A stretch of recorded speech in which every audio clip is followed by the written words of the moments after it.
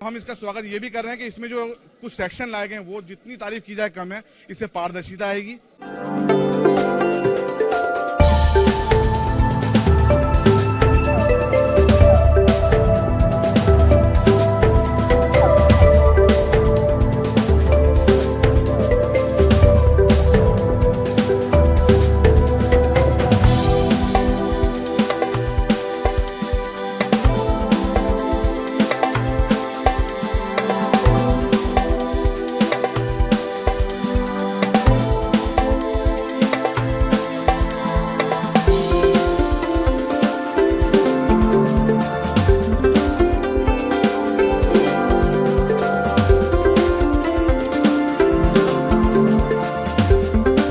खुशी का बात है कि वक्फ अमेंडमेंट बिल पेश करने के बाद काफ़ी मुस्लिम समुदाय से मेरा मिलना हुआ और आज हमारे देश का, हिंदुस्तान का ऑल इंडिया सूफी सजादा नसीन के जो हेड होते हैं काउंसिल के पूरे team under the leadership of Shri Syed Naseeruddin Chishti, chairman और successor of the present spiritual head of Ajmer dargah, और हिंदुस्तान के जितने भी यहाँ सजादा नसीन जितने भी हैं प्रमुख लोग आज मुझे मिले।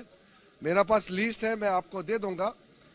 और सबसे बातचीत करने के बाद मैं आपको बता सकता हूँ कि वक्फ अमेंडमेंट बिल का जो प्रावधान है स्वागत किया, और साथ साथ मैं सुझाव भी दिया कि हिंदुस्तान के अंदर में जितना दरगाह है उनका सोच विचार और उनके कुछ मांगे हैं उसको भी सरकार जरूर ध्यान दे, और अमेंडमेंट बिल जो लाए हैं उसमें ध्यान रखा जाए, ऐसा उन्होंने आवेदन पत्र मुझे दिया है और चर्चा भी हुई है।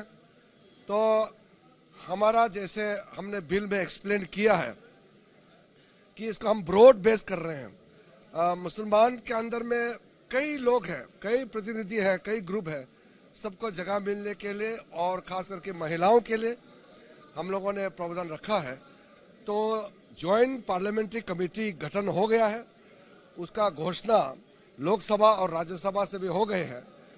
अब हमसे मिलने के बाद जितने उन्होंने पॉइंट्स रखे हैं मैंने उनको निवेदन किया है ये सारा पॉइंट्स जॉइंट पार्लियामेंट्री कमेटी में भी जरूर रखे।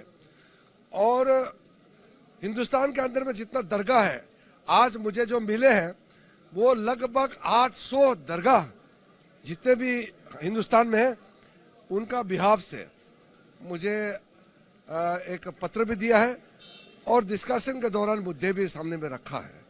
मैं उनको मेरे तरफ से मैं अभिनंदन करता हूं, धन्यवाद देता हूं दोनों कि उनका सोच विचार के लिए भी और समर्थन के लिए भी बिल को समर्थन किया है, इसके लिए भी। और आखिर तो ये सारा बिल मुसलमानों के लिए ही है, मुसलमानों का अधिकार के लिए ही वक्फ अमेंडमेंट बिल लाया गया है और इसका स्वागत करना हमारे लिए खुशी की बात है। हम इसका स्वागत ये भी कर रहे हैं कि इसमें जो कुछ सेक्शन लाए गए हैं वो जितनी तारीफ की जाए कम है। इससे पारदर्शिता आएगी, जो मिसयूज ऑफ द फंड हो रहा था उसको उस पर रोक लगेगी, और जो एक हरदर्मिता वक्फ बोर्ड ने लगा रखी थी उस पर रोक लगेगी।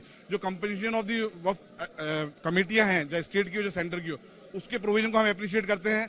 वो फलाल औलाद में बेटियों को राइट दिया गया उसको भी हम अप्रिशिएट करते हैं।